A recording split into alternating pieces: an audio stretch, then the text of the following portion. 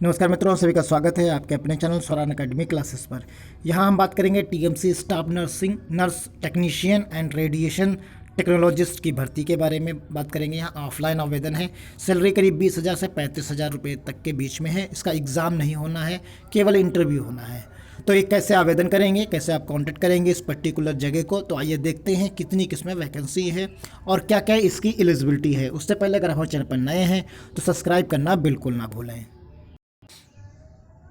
देखिए ये टीएमसी का जो है नोटिफिकेशन है और ये आप एड्रेस देख लीजिए। यहाँ पर जो एड्रेस दिया गया है इसमें देखिए मेंशन किया गया है, एडवर्टाइजमेंट नंबर दिया गया है और एडवर्टाइजमेंट नेम है walk in interview on 16 April 9:30 AM and 11:30 AM at Homi Bhabha cancer hospital, civil hospital campus, Sangrur, Punjab.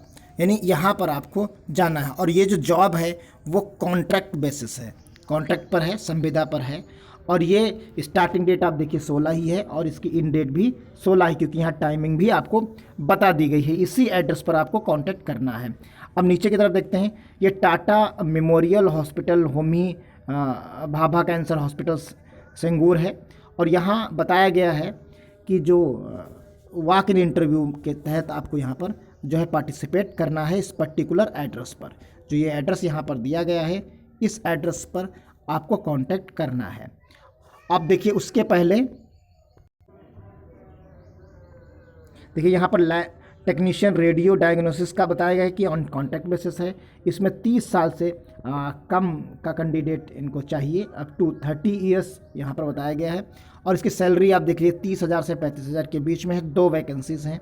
यहाँ BSc in radiologist images technology from any recognised university से होना चाहिए। BSc in any subject oblique B pharmacy with minimum 2 year. या तो आप पास radiologist images technology के साथ हो बीएससी, या फिर बीएससी इन एनी सब्जेक्ट किसी भी सब्जेक्ट से हो, या फिर आप B pharmacy with minimum 2 year diploma in medical image technology from state board of technology education के तहत आपने कर रखा हो। और यहाँ इंटर्नशिप 1 साल की बताया गया है और 1 और 2 ईयर ऑफ एक्सपीरियंस इन जो है इंटरनेशनल रेडियोलॉजी इन प्रेफरेंसेबल में होना चाहिए। तो ये इसकी एलिजिबिलिटी हो गई, ये आप सभी लोग समझ सकते हैं। यहाँ age limit up to 30 years बताया गया है।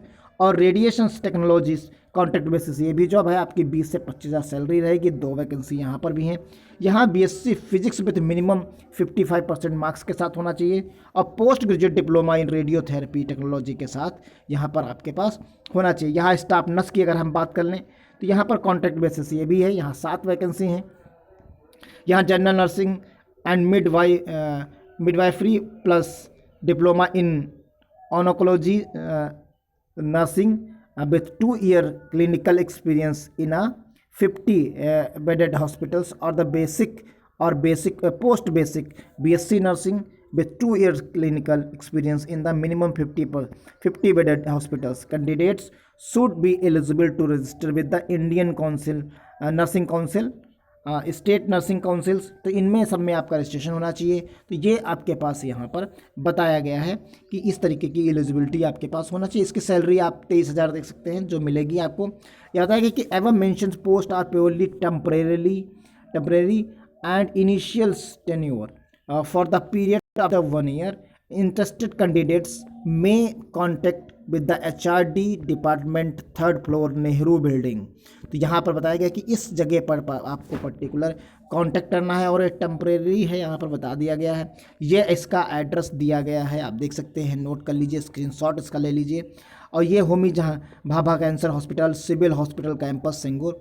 और नीचे अगर कोई बायोडाटा कहा गया कि with biodata, recent passport size photograph, x-ray and xerox copy of PAN card, original certificates and the set of the attested copies of the all certificates.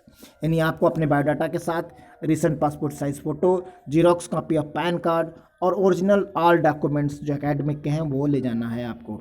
अगर कोई क्वेरी है तो आपके सामने नंबर यहाँ पर दिया गया है, उस पर आप क्वेरी कर सकते हैं।